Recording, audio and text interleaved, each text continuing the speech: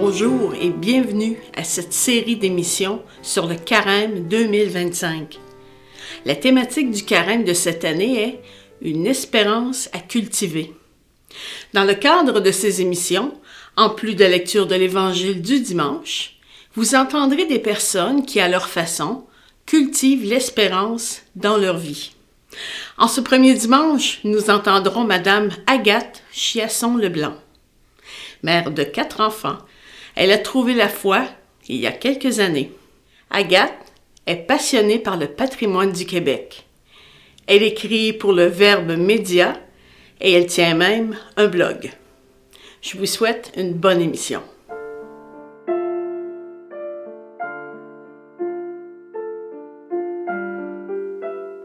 Évangile de Jésus-Christ selon saint Luc.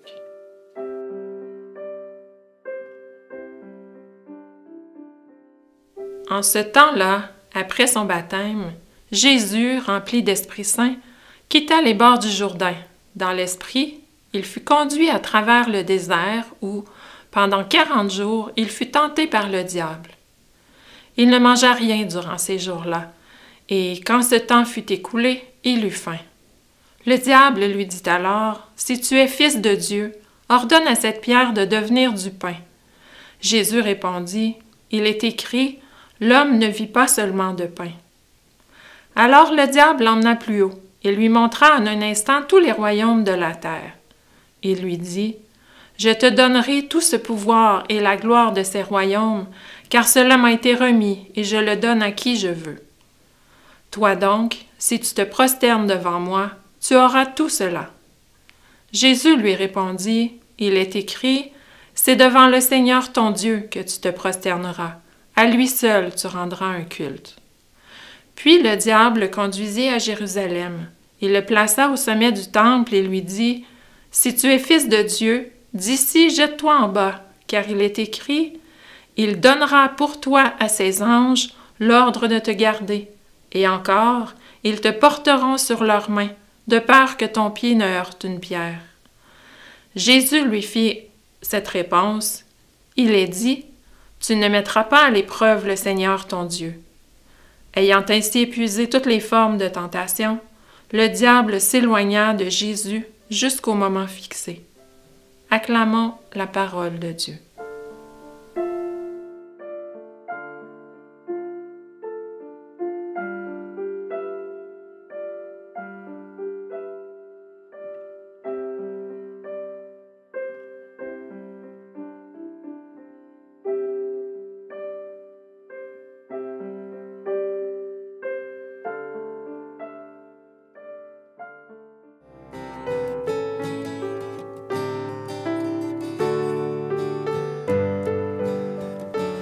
Bonjour, je m'appelle Agathe. Je suis ici pour vous parler de la foi et de l'espérance qui m'habite et j'ai amené avec moi l'une de mes plus grandes filles, Flavie. En tant que mère de famille, la devise de l'année jubilaire 2025, pèlerin d'espérance, m'interpelle particulièrement. Il me semble que les premiers pèlerins d'espérance sont les enfants et les jeunes. La fraîcheur de leur regard sur les choses du monde, la pureté de leur foi, la confiance qu'ils placent en leurs parents, en Dieu et en ceux qui les aiment, les porte à envisager l'avenir comme une belle promesse. Or, l'espérance est une vertu malmenée dans le monde d'aujourd'hui, où nous sommes quotidiennement confrontés à des prédictions sombres et à toutes sortes de contenus anxiogènes. La foi est quant à elle méprisée, tandis que la famille est devenue quelque chose de précaire, de fragile. On la considère comme un simple projet parmi d'autres. Ce qui est valorisé avant toute chose est la réussite individuelle. Plus que jamais, nous avons besoin des enfants dans l'Église. Nous avons besoin de familles qui témoignent de l'amour et de l'espérance ancrées dans la croix de Jésus-Christ, à l'image du logo du Jubilé. Depuis quelques décennies au Québec, nous voyons disparaître progressivement de la vie publique tout ce qui touche de près ou de loin à la spiritualité, à commencer par le retrait de l'enseignement religieux dans les écoles. Considérant cela, il faut admettre que chaque famille que nous voyons à l'Église est un miracle en soi. Personnellement, rien ne me réjouit plus, rien ne me remplit plus d'espérance que de voir de jeunes parents et leurs joyeuses marmailles à la messe, de voir des jeunes adultes demander le baptême, de voir des couples qui viennent chercher à l'Église une force au-dessus d'eux pour les guider et les garder unis. C'est pour cette raison que j'ai senti le besoin, il y a quelques années, de mettre sur pied un groupe de familles catholiques basé à la cathédrale de Trois-Rivières. Dans une ambiance fraternelle, nous nous réunissons chaque mois pour partager un repas amical, pour échanger sur la foi et nous soutenir mutuellement dans notre vocation de parents et d'époux. Nous désirons aussi offrir à nos enfants la chance d'évoluer dans une communauté qui les élève spirituellement et des amis qui prient comme eux, qui croient et qui espèrent comme eux.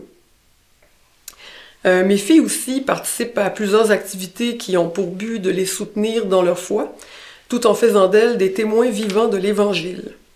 Bon, d'abord Flavie, est-ce que tu peux nous dire quel âge tu as? J'ai 9 ans. 9 ans. Flavie, avec sa grande sœur et ses amis, elle participe à un très beau projet cette année. C'est un journal qui s'appelle Il était une fois, F-O-I. Un beau journal qui est publié une fois par mois, dans lequel il y a toutes sortes de textes. Les jeunes écrivent des textes sur, par exemple, des vies de saints, des fêtes liturgiques. Ils font des petites entrevues. C'est un journal très intéressant que je vous conseille d'aller voir sur leur site internet unefoi.fo, foi, F-O-I, naturellement. Flavie, elle participe au journal notamment avec ses dessins. Tu fais aussi beaucoup de dessins chez nous, à la maison. Est-ce que tu peux nous dire qu'est-ce que tu aimes le plus dessiner, Flavie? La Vierge Marie. La Vierge Marie. Pourquoi? Parce qu'elle est belle et j'ai une dévotion pour elle. Peux-tu nous montrer, tu as apporté un dessin avec la Vierge Marie, justement. C'est Notre-Dame du Canada. C'est justement la Vierge Marie. C'est Notre-Dame du Canada, la Vierge avec, je pense, un érable, un chevreuil, un castor. C'est comme un beau spécimen, un bel exemple de ce que Flavie fait souvent à la maison. Flavie, t'aimes aussi beaucoup la musique, hein, avec tes sœurs, avec tes parents. T'aimes le chant aussi, puis tu fais partie d'une chorale avec ton père et moi et ta grande sœur. Est-ce que tu peux nommer la chorale? Le chœur de la cathédrale. Le chœur de la cathédrale. Puis, pourquoi t'aimes faire du chant sacré, Flavie? Parce que ça aide à prier. Ça aide à prier. Ouais. Mais c'est bien, merci beaucoup, Flavie. De rien. Il est important de parler de la foi aux jeunes, de les initier à la prière et au sacrement, de les amener à l'église et dans les sanctuaires, de lire avec eux des passages de la Bible. Tout ce bagage les fortifie en tant qu'êtres humains et leur donne confiance en l'avenir. Ce que l'on peut faire de mieux pour eux, c'est de les amener à développer une amitié avec Dieu qui les accompagnera tout au long de leur vie. Chez nous, dans notre famille, cette transmission de la foi passe par plusieurs chemins. Les arts, la musique, les pèlerinages, le patrimoine. Étant moi-même passionnée d'art et de patrimoine, j'aime faire découvrir à mes enfants les richesses de notre patrimoine religieux. On visite beaucoup de lieux au Québec. Inspirés par le jubilé, nous sommes d'ailleurs en train de préparer un grand projet pour nous sanctifier tous ensemble. Un pèlerinage en Italie, en famille. J'en profite pour vous demander de prier pour nous afin que tout se passe bien. En terminant, j'aimerais vous encourager à transmettre à votre manière le goût de Dieu à vos enfants, à vos petits-enfants ou à des jeunes proches de vous. Si on ne le fait pas, qui le fera? Bien sûr, nous ignorons ce que ces jeunes feront ensuite avec ce cadeau que nous leur faisons. Garderont-ils la foi en devenant adultes dans un monde qui semble avoir perdu le sens du sacré? Ne nous inquiétons pas et plaçons notre espérance en Dieu qui nous aime et qui fait bien toutes choses. La semence de la foi, plantée dans le cœur des enfants, ne sera jamais vaine. Elle portera des fruits en son temps, le temps de Dieu.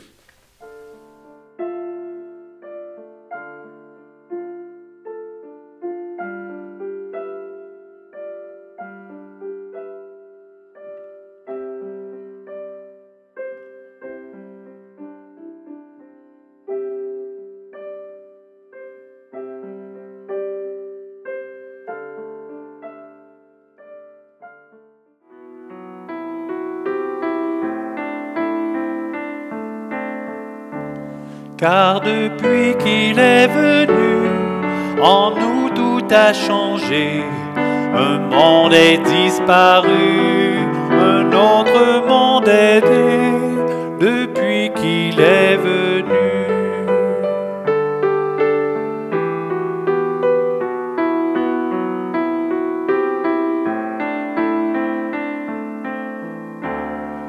Quand tu ne gardes plus au bout de long hiver l'espoir d'une saison nouvelle, rappelle-toi Jésus qui franchit le désert, conduit par un amour fidèle, car depuis qu'il est venu, en nous tout a changé. Un monde est disparu, un autre monde est né depuis qu'il est venu.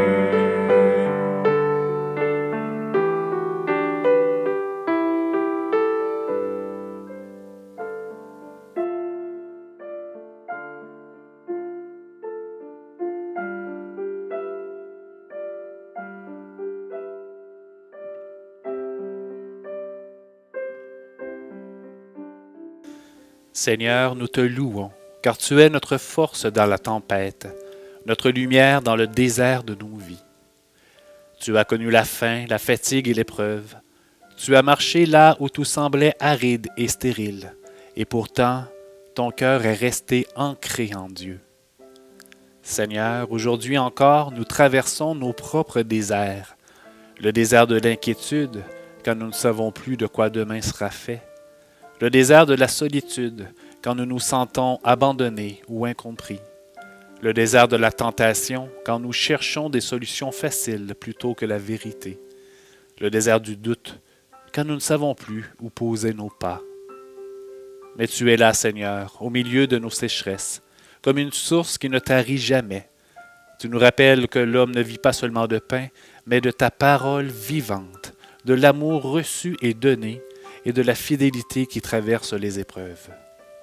Alors nous te bénissons, Seigneur, car même dans le désert, ton esprit nous guide et ton amour nous relève. À toi la gloire, aujourd'hui et à jamais. Amen. Chaque semaine, nous vous proposerons une intention de prière. Cette intention, nous vous invitons à la prier toute la semaine. Ensemble, portons dans la prière tous ceux et celles qui vivent une dépendance, de quelque forme que ce soit. Seigneur, donne-leur la grâce de la délivrance, afin qu'ils puissent se libérer de ce qui les empêche d'être disponibles à tes appels. Amen. Nous nous retrouverons la semaine prochaine pour une autre émission. Bonne semaine à tous.